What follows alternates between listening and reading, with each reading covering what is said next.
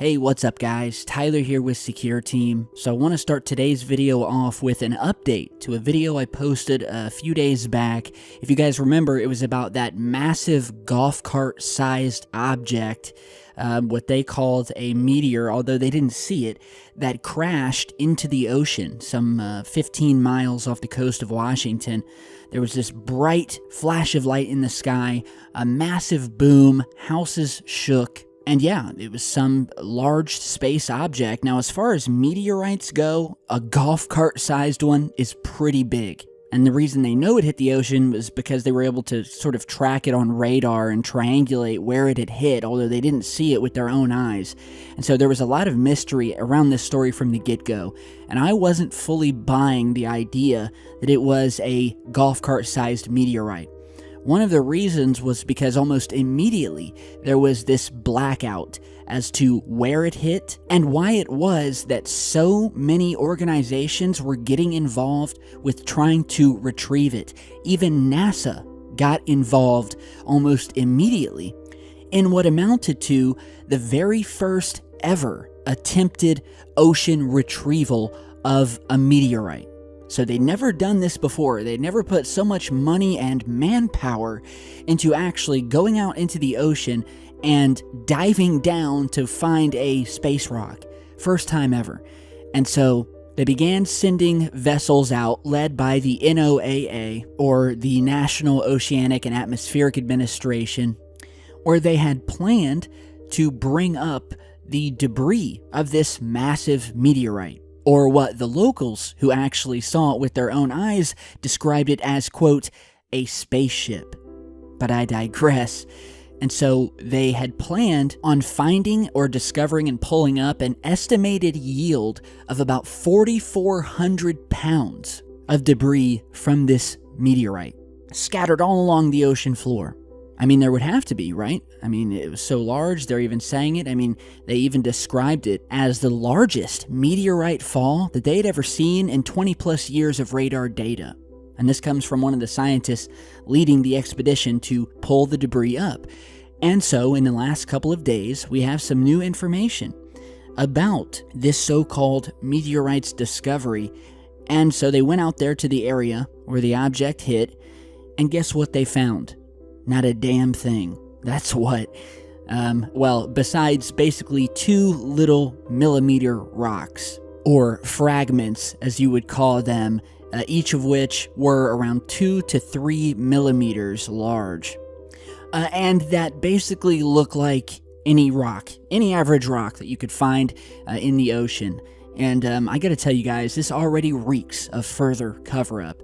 They didn't find a damn thing, or at least they're saying they didn't.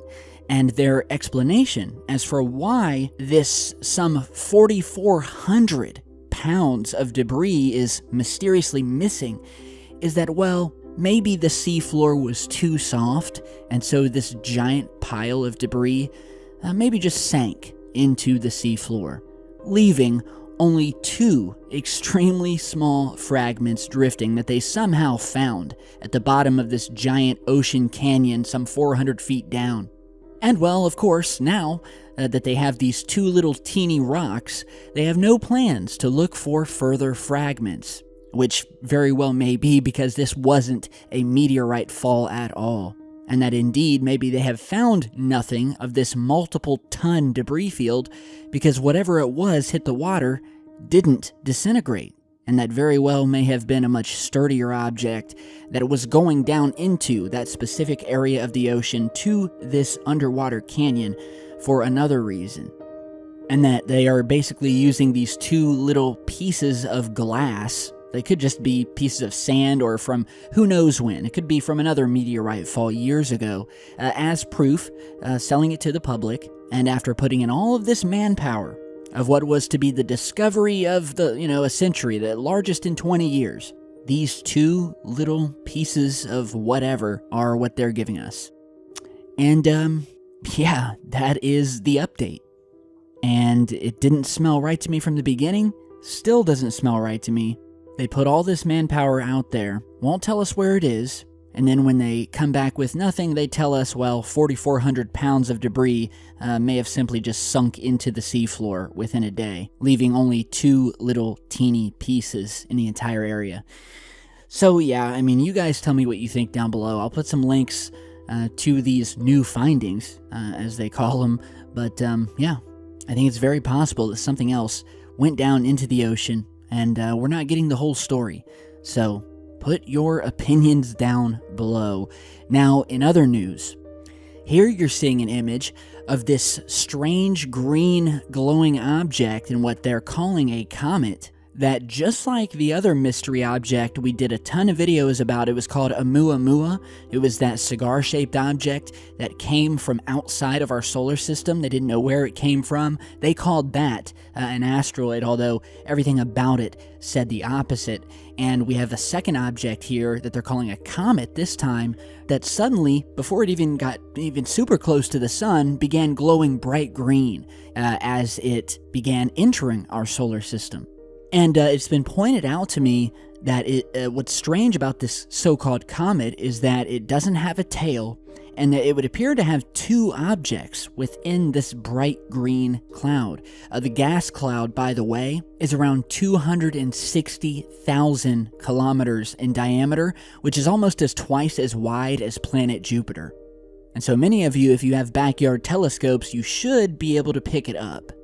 It's certainly strange to me for a comet. It seemed to have no tail. It has 2 light sources in the middle of this green flash of light that was captured here, and we'll definitely keep an eye out on it. But if you guys notice, there's certainly a lot of mysterious objects entering our solar system lately. It's never been detected before. First, with this mysterious needle or cigar-shaped object that had an extremely high metal content. They had no idea where it came from. It slungshot itself around the sun. It's already gone, exiting our solar system. Now we have another object from outside of our solar system. I mean, this never happens. So it is truly something to keep an eye on. So stay tuned for updates. Now, in other news, check out this video that was posted out of southern England of some very strange-looking cloud formations.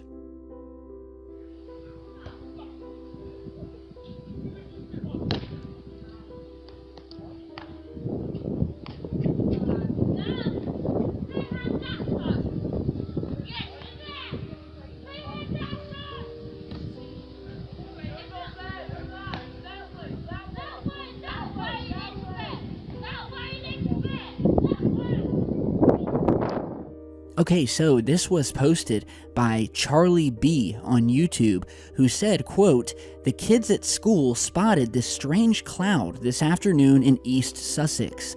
No idea how this formed." And so I'll put the original link to this down below. Yeah, this almost looks like a tube, like a cloud tube wrapping around.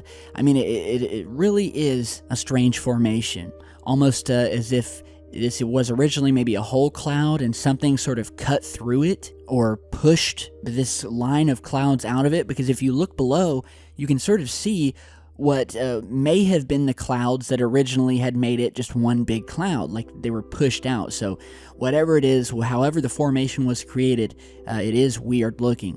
I've always said that our clouds are some of the best indicators in the way they act sometimes of a presence of something or some sort of strange activity that's happening in our skies, because there's usually an indirect or direct effect on the clouds above. So tell me what you think of this down below. Awesome footage to Charlie B. Now, in other strange weather anomalies, check out this video of this weird green flash that was just captured over San Diego.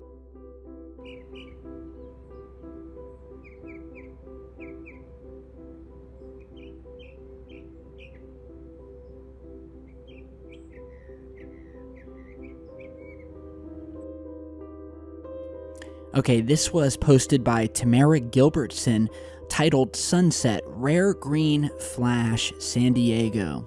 And yeah, we really don't have any more info about this.